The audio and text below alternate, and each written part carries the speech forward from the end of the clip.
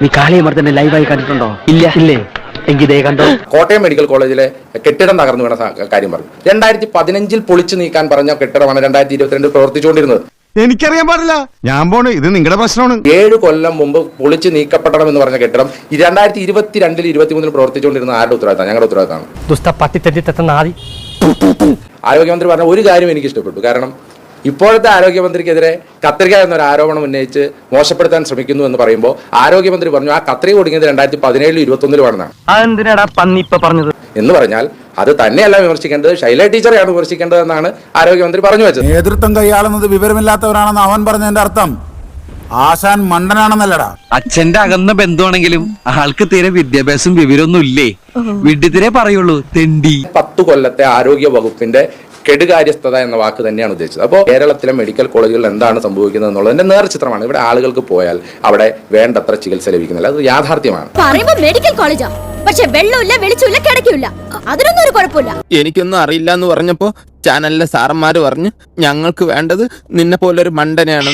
2, നമ്മൾ എത്രമാത്രം വാക്കുകൾ കൊണ്ട് കെട്ടിപ്പൊക്കാൻ ശ്രമിച്ചാലും ഡോക്ടർമാർ, ഇപ്പൊ ഡോക്ടർ ഹാരിസ് വളരെ മികച്ച ഡോക്ടറാണ് എന്ന് പറഞ്ഞത് ആരോഗ്യമന്ത്രി തന്നെയാണ്. ആര് പറഞ്ഞു? എപ്പ പറഞ്ഞു? ഞാൻ പറഞ്ഞിട്ടില്ല. എനിക്ക് എന്താണെന്നറിയില്ല, പെട്ടെന്ന് ഒരു മറവി. സ്വപ്നാംബുലിസം. ആ ഹാരിസ് ഡോക്ടറാണ് പറഞ്ഞത് ഇവിടെ വേണ്ടത്ര ശസ്ത്രക്രിയക്ക് വേണ്ട ഉപകരണങ്ങളില്ല, ഇവിടെ വേണ്ടത്ര സൗകര്യങ്ങളില്ല, ഇവിടെ വേണ്ടത്ര മരുന്നുകളില്ല. ഒരു ഡോക്ടർ തന്നെ പറഞ്ഞേ. ഇതാണ് ഇവിടുത്തെ വ്യവസ്ഥിതി. We are living in a very cruel society.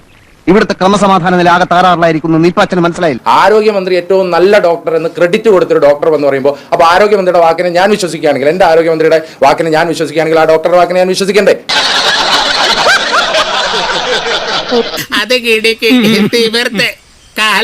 ആരോഗ്യവകുപ്പ് മന്ത്രി പറഞ്ഞു ഞാൻ പുറത്തിറങ്ങിയാൽ എന്നെ കരിയോയിൽ മുക്കുമെന്ന് പറഞ്ഞു. ഇവിടെ പുറത്തിറങ്ങിയപ്പോ കല്ലെറിഞ്ഞ് തല പൊട്ടിച്ച് തലയിൽ ചോര ഒലിപ്പിച്ച ഒരു മുഖ്യമന്ത്രി ഉണ്ടായിരുന്നല്ലോ. എവിടെ കിട്ടിയേ? അതൊന്നും കാണിച്ചു കൊടുത്തേ. ഓർമ്മയില്ലാന്നോ? അപ്പൊ ഇടയ്ക്കിടയ്ക്ക് കിട്ടുന്നുണ്ടല്ലേ? ഓരോ ദുരന്തം കഴിയുമ്പോഴും വിചാരിക്കും ഇതോടുകൂടി തീരുന്നു. ഇതിനൊരു അവസാനമില്ലല്ലോ ബോസ്. കരിങ്കൊടി പ്രതിഷേധം എന്താണെന്ന് ചോദിച്ചാൽ കറുത്ത കൊടി ഒന്ന് പൊക്കി കാണിച്ചാൽ എന്താണ് കുഴപ്പമെന്ന് കേരളത്തിന്റെ സമക്ഷം ചോദിച്ചത് ഇന്നത്തെ മുഖ്യമന്ത്രിയും അന്നത്തെ പാർട്ടി സെക്രട്ടറിയുമായ ശ്രീ പിണറായി വിജയനാണ്. ഏത് സ്ഥാപനത്തിനും ചീത്തപ്പേരുണ്ടാക്കാൻ കച്ച കെട്ടി നടക്കുന്ന ചില ചെറ്റകളുണ്ടാവും, ഇവിടെയുണ്ട്.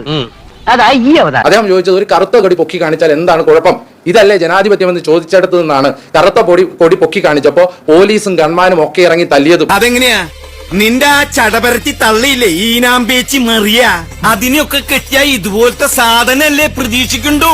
അല്ലെങ്കിൽ കറുത്ത കൊടി പൊക്കി കാണിച്ചപ്പോഴേക്കും ആക്രമിച്ചു എന്ന എന്താ പറയുന്നത് ഫേക്ക് ആയിട്ടുള്ള ഒരു ക്യാമ്പയിൻ നടത്താൻ ശ്രമിച്ചു. അത് നീ നാടകം കളിച്ച് ഞങ്ങളെ ചതിച്ചല്ലടാ. എടാ ജോയി, എന്തോ എവിടെ നിന്ന് കിട്ടിയടാ നിനക്ക് ഇത്രയും കുരുട്ട് ബുദ്ധി? ആരോഗ്യമന്ത്രിയെ കരിങ്കൊടി കാണിച്ച കേസിൽ ആക്രമിച്ചു, ആയുധങ്ങളുമായി ആക്രമിച്ചു എന്ന് പോലീസ് ചാർജ് ചെയ്ത കേസിൽ ബഹുമാനപ്പെട്ട കോടതി കണ്ടെത്തിയത് എന്താ? ഒരു ആക്രമിക്കാനുള്ള ഒരു മാരകായുധങ്ങളും ഇല്ലായിരുന്നു എന്നല്ലേ കോടതി കണ്ടെത്തിയത്? പടച്ചോനോർത്ത് എന്റെ മാനം കളയരുത്. എന്റെ ഒരു ഹാജത്തുകൊണ്ട് ആദ്യമായിട്ടൊരു അബദ്ധം പറ്റിയതാണ്. 1 ലക്ഷം രൂപ ഇനാം പ്രഖ്യാപിച്ചായിരുന്നു. എന്തിനാണ്? ആരോഗ്യവകുപ്പ് മന്ത്രിയെ പരസ്യമായി ആക്രമിക്കുന്ന ഒരു ദൃശ്യം കേരള സമക്ഷം പുറത്തുവിട്ടാൽ 1 ലക്ഷം രൂപ കൊടുക്കാമെന്ന് യൂത്ത് കോൺഗ്രസ് പ്രഖ്യാപിച്ചായിരുന്നു. ആരെങ്കിലും പുറത്തുവിട്ടോ? നീ ഒരു ഹിമാലയ ഫ്രോഡാണെന്ന് എനിക്കറിയാം, പക്ഷെ എന്റെ അടുത്ത് നമ്പർ ഇറക്കിയാലുണ്ടല്ലോ നിന്നെ മടക്കി ഒടിച്ച് ചീട്ടി കൂട്ടും ഞാൻ. നിങ്ങൾ ആരെങ്കിലും പുറത്തുവിട്ടോ? 16 ക്യാമറ ഉണ്ടായിരുന്നു അവിടെ. 16 ക്യാമറ, 12 ചാനൽ ക്യാമറയും 2-3 അല്ലാതെ മൊബൈൽ ക്യാമറകളും RPF-ന്റെ CCTV ഉൾപ്പെടെ 16 ക്യാമറ ഉണ്ടായിരുന്നിടത്ത് നിന്ന് ഒരു ദൃശ്യം എടുത്ത് പുറത്തുവിടാൻ നിങ്ങൾക്ക് സാധിക്കാത്തത് എന്താ? എന്താ രണ്ടുപേരും ഒന്നും മിണ്ടാ നിൽക്കുന്നത്? ഞങ്ങളൊന്നും കാണുന്നുമില്ല, കേൾക്കുന്നുമില്ല. ഞങ്ങൾ ബധിരനും മൂകനുമാണ്. കണ്ണുപൊട്ടന്മാരോ? അല്ല, കുരുടന്മാരാ. അത് മാത്രമല്ല ആരോഗ്യവകുപ്പ് മന്ത്രിയുടെ മെഡിക്കൽ റിപ്പോർട്ട് തലേ ദിവസം രാത്രി 11 മണിക്ക് വന്നതെന്താ?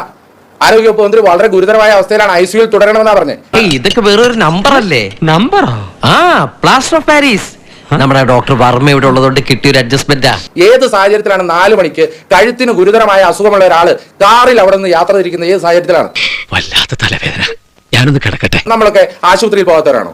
നമ്മളൊക്കെ കഴുത്തിന് പരിക്ക് പറ്റാത്തവരാണോ? കഴുത്തിന് പരിക്ക് പറ്റിയ ഗുരുതര അസുഖമുള്ള ഒരാള് കാറിൽ, അതും പണി നടക്കുന്ന റോഡിലൂടെ ഒരു ഇന്നോവ കാറിൽ എങ്ങനെയാണ് വന്നത്? എന്താ ഉറക്കം വരുന്നു? ഒരു കള്ളൻ കുറെ നുണ പറയാനും നീയൊക്കെ അത് കേട്ട് വായും പൊളിച്ച് നിൽക്കാൻ. അപ്പൊ ഒരു ആരോഗ്യവകുപ്പ് മന്ത്രിയെ പോലും ഇത്ര ലാഘവത്തോടു കൂടി പെരുമാറുന്ന ചികിത്സിക്കുന്ന കേരളത്തിലെ ആരോഗ്യ മേഖലയുടെ പിടിപ്പുകേടിന് ഇതിലും വലിയ ഉദാഹരണം വേണം. ഈ കള്ളം പറയുന്നതിനും പ്രവർത്തിക്കുന്നതിനും ഒക്കെ ഒരു ടെക്നിക്ക് വേണം. ശരി സാർ, അതാദ്യം പഠിക്കണം. നീ UDF സ്ഥാനാർത്ഥി പറഞ്ഞതിന്റെ ഉത്തരം ഇവിടെ DYFI പറഞ്ഞോളൂ. വയനാട് ദുരിതാശ്വാസത്തിന് വേണ്ടി പിരിച്ച ഫണ്ടിന്റെ ഒരു കണക്കില്ലാത്തവർ ഇത് എവിടെ പോയി എന്ന് കൃത്യമായിട്ട് കണക്ക് പറയാൻ പറ്റാത്ത. അതല്ലല്ലോ ഞാൻ ചോദിച്ചതിനുള്ള മറുപടി. സായിപ്പിനെ കാണുമ്പോൾ കവാത്ത് മറക്കുന്ന ജാതിയാണ്. നൈസായിട്ടങ്ങ് സ്ലിപ്പ് ആയല്ലേ. വയനാട് ദുരിതാശ്വാസവുമായി ബന്ധപ്പെട്ട് പിരിച്ച ഫണ്ട് എവിടെ? അതിന്റെ കണക്ക് എവിടെ? ഉത്തരം പറ. പത്തനംതിട്ടയിൽ നിന്നാണ് ആ വാർത്താ സമ്മേളനം ഞങ്ങൾ നടത്തിയത്. അഭിലാലി ചേട്ടൻ നോക്കിയതല്ലേ ആ അക്കൗണ്ടിന്റെ ഫുൾ സ്റ്റേറ്റ്മെന്റ്? വെറുതെ ഈ പത്തനംതിട്ട ജില്ലയിലെ എല്ലാ പത്രക്കാരും നോക്കിയതല്ലേ ആ സ്റ്റേറ്റ്മെന്റ്? ആ അക്കൗണ്ടിൽ നിന്ന് 1,20,00,000 1,05,00,000 മറ്റാണ് അല്ലെ?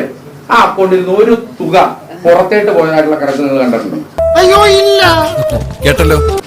ഇല്ലല്ലോ. മിനിസ്റ്റർ ആ കേട്ടോളൂ. അബലാലയുടെ മിനിസ്റ്ററുമായി വളരെ ബന്ധമുള്ള ആളാണ്. ഇത് കേട്ടോളൂ. അല്ലെങ്കിൽ ഈ പത്രക്കാരെല്ലാം ബന്ധമുള്ള എല്ലാവരുമായിട്ടും കേട്ടോളൂ. ഇനി ഇവിടെ നിന്നാൽ എന്റെ പണി പോവും.